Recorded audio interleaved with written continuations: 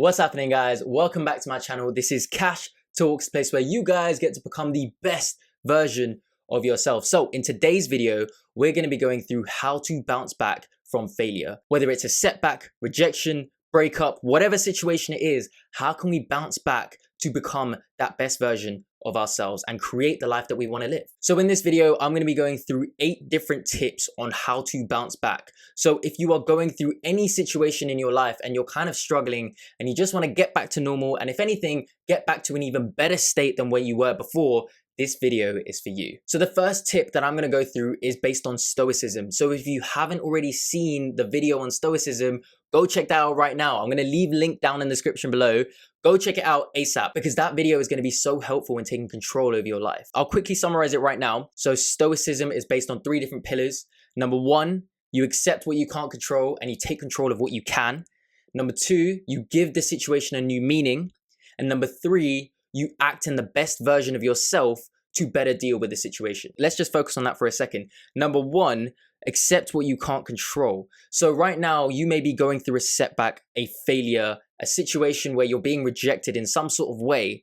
You need to accept that you can't control certain things. If it's a grad application, you can't control the company hiring you, can you? What you can control is the meaning that you give it and the way you act about it moving forward.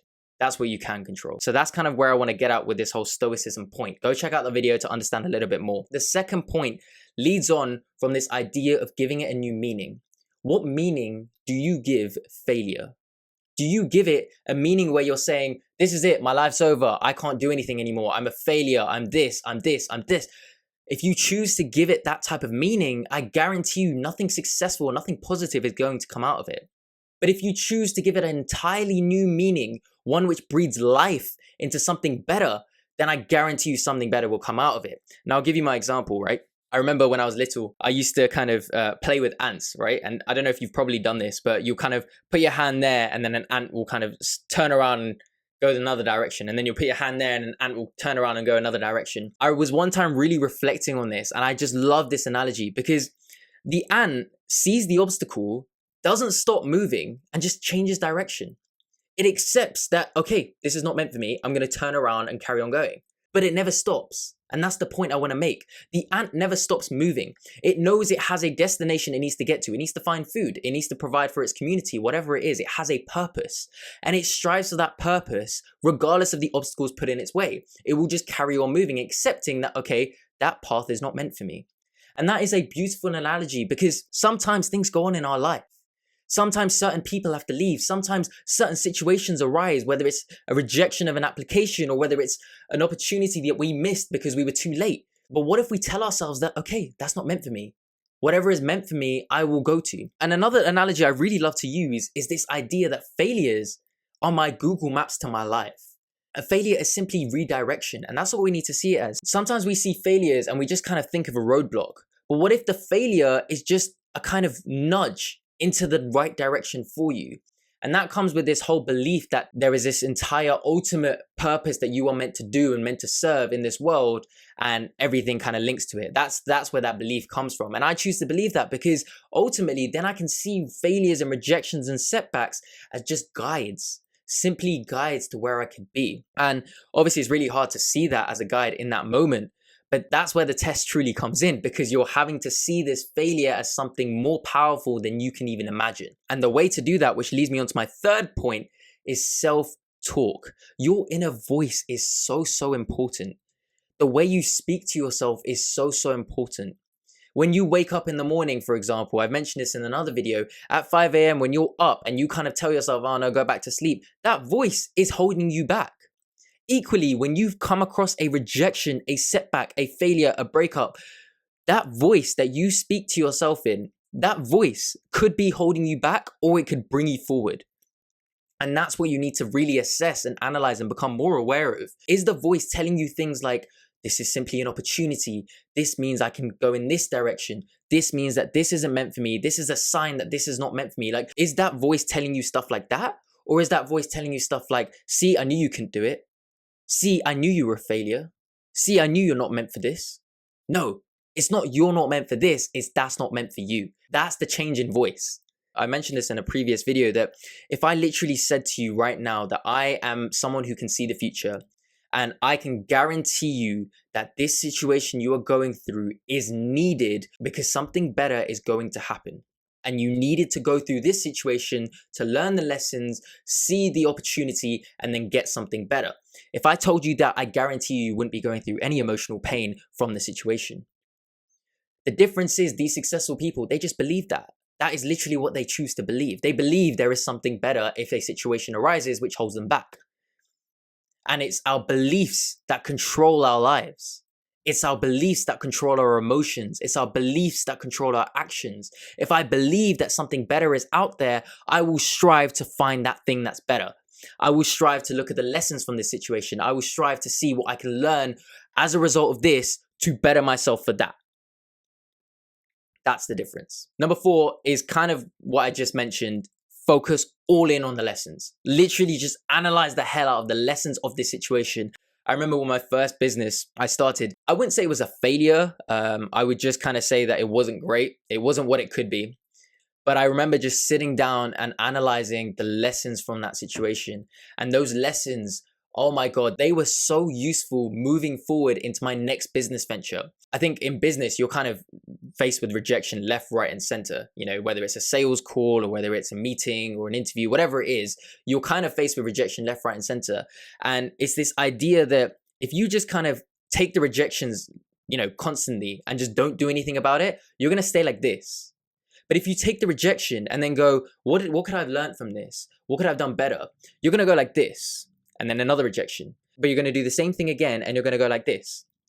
And then another rejection, and the same thing again. The point is, you're going to iterate all the way up until you finally get to your goal. So if you look at the lessons, only then can you start to grow and become better to then match what is meant for you. So number 5 is having faith. Having faith in yourself and having faith in a higher power if you choose to. You know, I choose to believe in God. I choose to believe in myself, that whatever situation is presented before me, I surrender to it. You know, I surrender to it and have faith that things are going to be okay. And sometimes I think that a lot of our problems arise because we just have a lack of faith. You know, we have a lack of faith in ourselves or faith in the universe, faith in God, whatever it is, we just have a lack of faith. And so we start to panic and we start to get scared and we start to fear. But if we choose to have faith that things are going to get better and things are meant to happen in this sort of way for this specific reason, and we choose to believe that everything has a purpose, suddenly things change. Suddenly things start to become a lot easier to deal with. And I remember reading this book, Surrender, by a monk called Bhakti Tirtha Swami. Powerful, powerful monk, powerful book. And he speaks of this idea of completely surrendering yourself to a higher power. And obviously he speaks of a lot of like things in that book, stuff like compassion, stuff like humility, etc. But the one specific kind of message of that book was this idea of completely surrendering yourself. And when you can do that, life changes. Problems don't seem the same for you because you are surrendered. Now, I'm going to make a video specifically on that, or maybe I might do a book summary or something, but let me know in the comments below if you want that. But let's get to the next point. During this crisis, the one thing that you need to do to stay on course and to be able to bounce back is you need to have a platform of stability. You need something. You can't bounce from nothing. You need some sort of stability. Even if it's rock bottom, that is stability. But the point is you need some sort of stability in your life to be able to bounce back. So my point here is that keep a routine, keep good habits, keep some sort of stability in your life to be able to bounce. Because otherwise you're just going to feel like everything's a mess and you're going to have too many spilling plates and everything's just going to get too much and you're not going to be able to deal with things properly. So keep stability with things like routine, things like good habits, etc. And that kind of leads on to the next point, which is get an anchor. The Rock, Dwayne "The Rock" Johnson, he actually speaks about this idea of an anchor. His anchor is the gym. No matter what happens in his life, he'll go hit the gym and he'll feel good about himself because that's what his anchor is. He loves that moment. That's his moment. And so find yourself an anchor, whether it is the gym or whether it is meditation practices or whether it is dancing or whatever, some sort of thing that you feel that this is my moment. No matter what is going on in the world, this is my moment. And when you find that anchor, it will help you deal with everything else going on. It's almost like, I kind of think of it like a slingshot.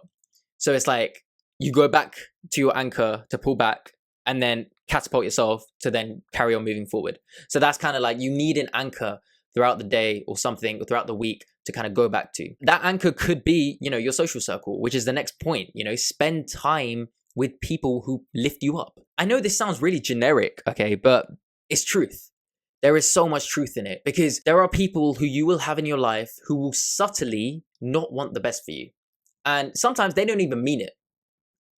Truth. They don't even realize that they are giving a negative vibe off, but they just don't want the best for you. Why? Because they probably have their own stuff to deal with internally.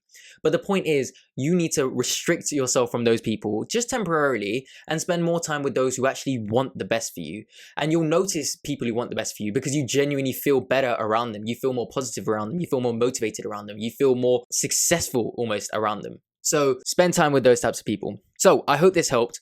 Obviously, there's a lot to say about bouncing back from failure and rejection and setbacks and whatever in life. But this was just kind of a few points I put together because I was reflecting on it the other day when I was helping someone else with a situation. And I really, really hope that this can be helpful to you. And if it is helpful to you, please share it with others, because you never know, someone else might be going through something.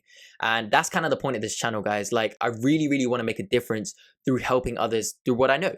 And if someone else is going through a situation, you could be the resource to help them by sharing this video, or even just sharing the points from this video. I don't mind. But the point is, please share this stuff. Also, I made a new Instagram. A lot of people are asking me why I made this new Instagram. The reason being was just the other account was going through a lot of engagement issues and just issues with Instagram itself. So I decided to make a new account. Go follow that account, Cash Talks X. Please go follow that account, share that account, spread it as much as you can, because that's going to have 10 times better content. The stuff I've got planned for you guys, oh my God, you guys are going to be like blown away. There is so much good content yet to come on that Instagram. So go follow it, go share it, go comment on it, like on it, etc. And I will catch you guys next week. Cash Talks is out.